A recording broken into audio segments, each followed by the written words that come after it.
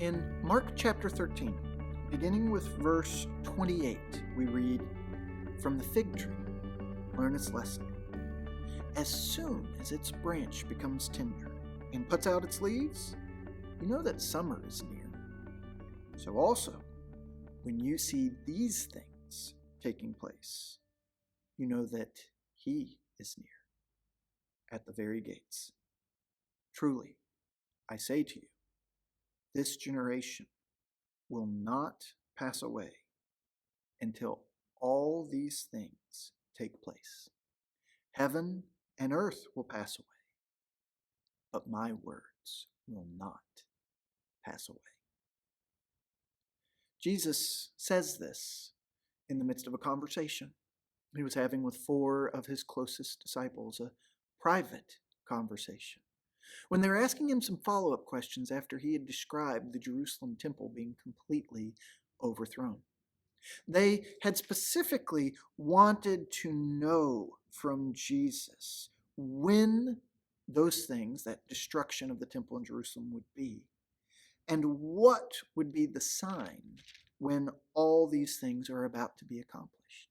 So Jesus proceeds to talk to them about that, and he describes exactly how history was about to unfold over the next 30, 40 years, describing conflict and natural disaster and persecution, very much like what we see recorded within the book of Acts, describing abominations of desolation and tribulation that would befall the Jewish people and Jerusalem specifically through the great Roman-Jewish war that took place between AD 66 through AD 70 that history preserves for us, especially the Jewish historian Josephus. And while Jesus then describes that after that tribulation there would be this coming of the Son of Man, Jesus advises them to practice something they already know. They can tell when summer's near based on what the plants do. So Jesus urges his followers to keep an eye for these things to happen, to let them give assurance that history's unfolding exactly as he said, so that they could be ready. And that is a critical point for us here. Because sometimes there are things in this passage that are difficult for us to understand. When Jesus says this generation will not pass away, well, what exactly does he mean by that? Does he mean Peter and James and John and Andrew that are right there with him, that they'll still be alive when all of this happens? Then what was that coming of the Son of Man about? Because Jesus hasn't come in the clouds yet. Or did he mean generation in a broader sense, that all of us who are his followers, this Christian age we find ourselves in? Well, if that's the case, then how exactly does that coming of the Son of Man fit with the immediately of the destruction of Jerusalem? There's problems either ways with how exactly we make sense of it. And certainly one thing that can be helpful to consider is whenever the Bible gives us prophecy, which is what Jesus is doing here. He is prophesying.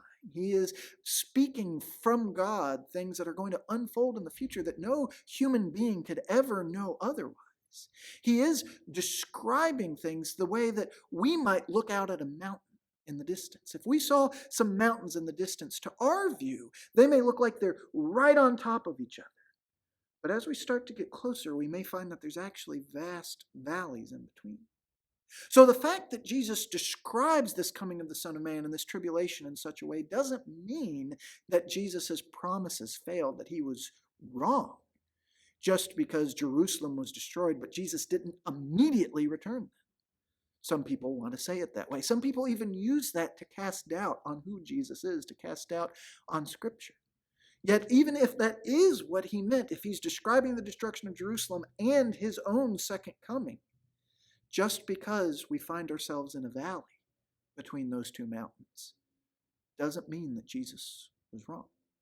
But given the ambiguity and the possible diversity of interpretations with this passage, the important thing for us to remember is that last thing that we read, that Jesus' words will come to pass. As we live this life seeking to be a follower of Jesus, especially when we're seeking to follow Jesus through dark and difficult times. We might find ourselves sometimes doubting.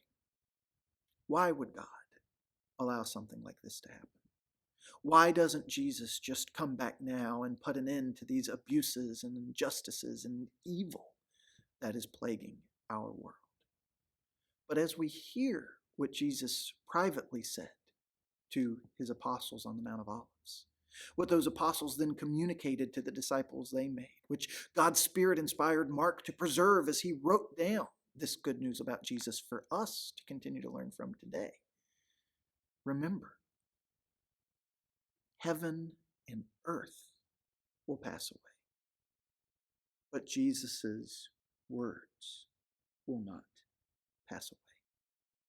If Jesus said it, it will happen.